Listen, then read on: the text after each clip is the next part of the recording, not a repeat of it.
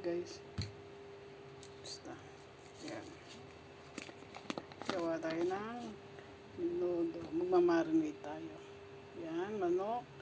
Lagyan natin ng asin, celery, at ngayon, pickles. Lagyan natin homemade pickles yan. Gawa tayo.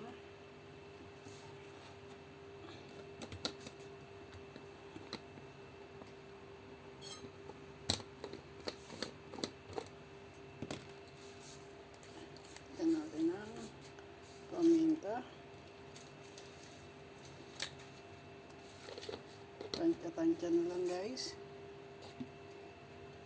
ketchup, natin ng ketchup,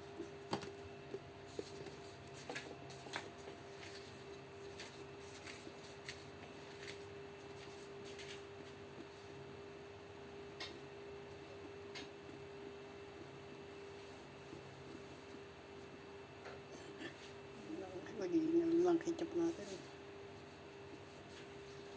Ulit, lagyan natin. Ating patitigisin muna.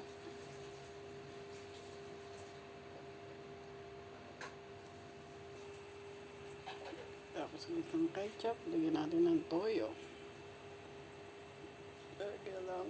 Ito toyo natin guys. At